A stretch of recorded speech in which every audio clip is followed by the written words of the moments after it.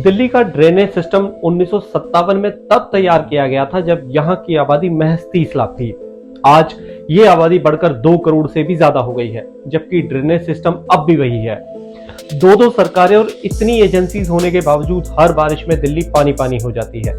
दिल्ली के वीवीआईपी इलाके Lutyens zone में सड़कों पर पानी भरा नजर आता है।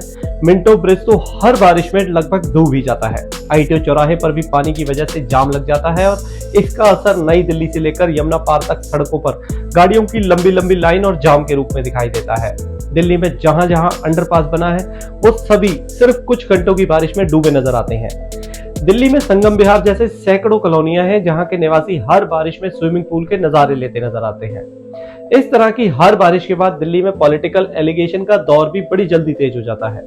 दिल्ली की विपक्षी पार्टी दिल्ली सरकार को घेरती है तो नगर निगम में विपक्ष की कुर्सी पर बैठने वाले निगम की सत्ताधारी दल पर निशाना साधते हैं। दिल्ली में सरकार इस तरह बनाई गई है कि ज्यादातर समय लोगों को समझ ही नहीं आता कि समस्या के लिए असल तौर पे जिम्मेदार कौन है।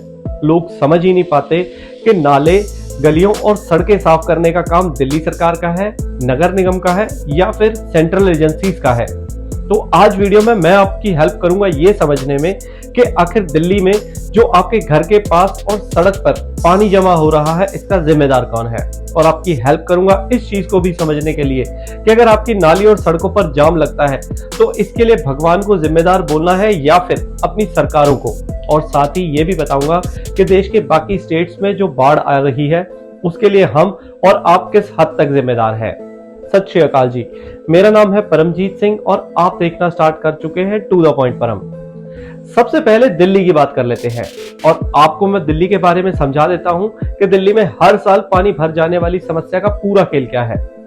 इस समस्या को सुलझाने का जिम्मा मुख्य तौर पर 5 विभागों यानी कि एजेंसीज जो कि लोक निर्माण विभाग, दिल्ली जल बोर्ड, दिल्ली राज्य औद्योगिक और अवसंरचना विकास निगम, बाढ़ सिंचाई नियंत्रण विभाग और सभी नगर निगम के जिम्मे है।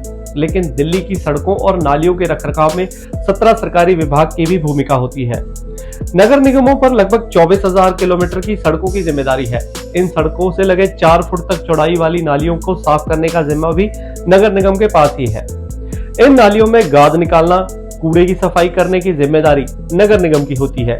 लोक निर्माण विभाग जिसे कि पीडब्ल्यूडी भी कहा जाता है, उसके अंडर में 1200 किलोमीटर से ज्यादा की सड़कें आती हैं, जिससे सटे नालियों की सफाई की जिम्मेदारी भी उन्हीं की होती है।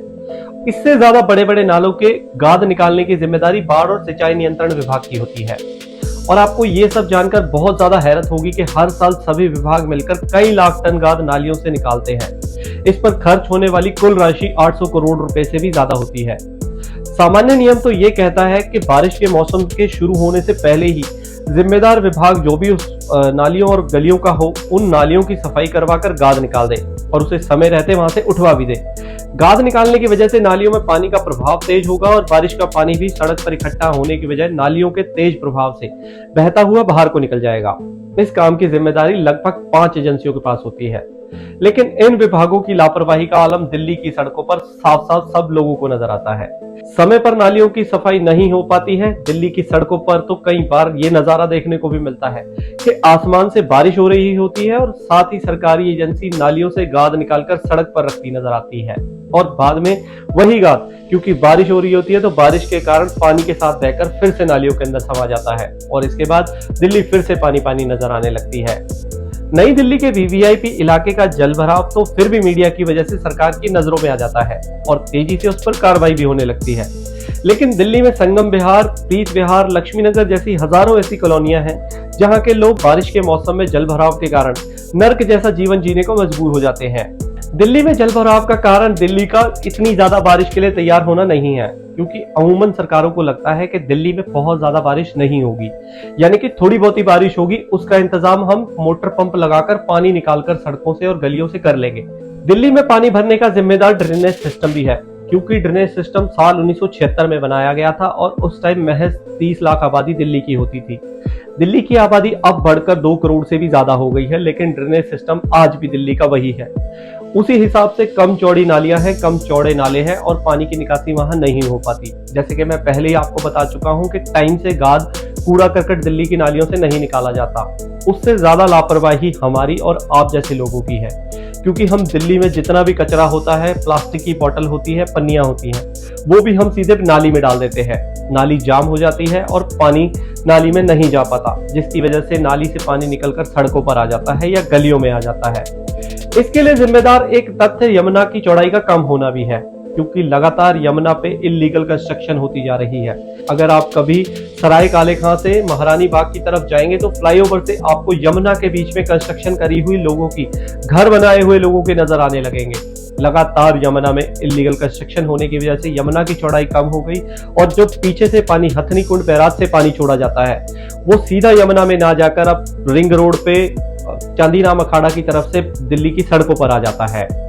अब अगर हम पूरे देश में बरसात की बात करें और जलभराव की बात करें, यहाँ पे 2 वेदर सिस्टम एक साथ एक्टिवेट हो गए हैं। वैज्ञानिकों का मानना है कि ये 2 वेदर सिस्टम इसलिए एक्टिवेट हुआ है क्योंकि बहुत ज्यादा ग्लोबल वार्मिंग हो रही है। पहले साल के 2 से 3 महीने तक बरसात लगातार होती रहती थी, मगर अब सिर्फ कुछ ही दिन की बरसात होती है और उस कुछ ही दिन की बरसात में इतनी ज्यादा बरसात हो जाती है जो कि 2 से 3 महीने की बरसात के बराबर होती है। 3 से 4 दिन की बरसात के बाद सारा महीना बरसात का सूखा जाता है। तो ये वजह ग्लोबल वार्मिंग है कि 2 वेदर सिस्टम एक साथ एक्टिवेट हो गया है और इतना ज्यादा पानी बरस रहा है। पिछली बार ये 2 वेदर सिस्टम तब एक्टिवेट हुआ था जब केदारनाथ में त्रासदी आई थी। आप सब जानते हैं केदारनाथ में 5000 से ज्यादा लोगों की मौत हो गई थी और तकरीबन 5 लाख से ज्यादा लोग विस्थापित भी हो गए थे। अब अगर हम पूरे देश में जलभराव की बात करें तो एक सीधा सा रीजन इसका ये है कि लोगों ने नदियों के ऊपर इलीगल कंस्ट्रक्शन कर ली है। नियम के हिसाब से कुछ भी बनाना, किसी तरह भी कंस्ट्रक्शन करनी अलाउ नहीं होती, मगर अक्सर ही देखा गया है कि पहाड़ों से आती नदियों के किनारों पर लोगों ने घर बनाए हैं, लोगों ने होटल्स बनाए हैं। पर्यटन के नाम पर नदियों का गलत इस्तेमाल किया जा रहा है और उनके किनारों पर इलीगल कंस्ट्रक्शन करी जा रही है। इलीगल कंस्ट्रक्शन से नदियों की चौड़ाई कम हो जाती है। चौड़ाई कम होने से बहाव को जगह नहीं मिलती पूरे तरीके से बहने की, तो वो चीजें तोड़ता हुआ ज्यादा तेजी से आगे जाता है। जितनी ज्यादा तेजी से बहाव आगे जाएगा उतना ज्यादा नुकसान आगे जाकर करेगा। तो इलीगल कंस्ट्रक्शन भी सारे देश में एक तरह से बाढ़ आने की वजह बना हुआ है। तो मेरी आपसे अपील है कि नदियों के किनारे कंस्ट्रक्शन करना बंद करें, नदियों में कूड़ा डालना बंद करें, अपनी नालियों में कूड़ा डालना बंद करें। जितना हो सके सफाई का ख्याल रखें और अपने आसपास की नालियों को भी साफ करके रखें। मैं उम्मीद करता हूं कि आपको मेरा ये वीडियो पसंद आया होगा। प्लीज मेरे चैनल को लाइक, शेयर और सब्सक्राइब कर दीजिए। बेल आइकन दबा दीजिए ताकि नए से नए अपडेट्स आप तक जल्द से जल्द पहुंच सके। हंसते रहिए, मुस्कुराते रहिए, अपना ख्याल रखिए, अपनों का भी ख्याल रखिए और सदा सेहतमंद रहिए। नमस्कार।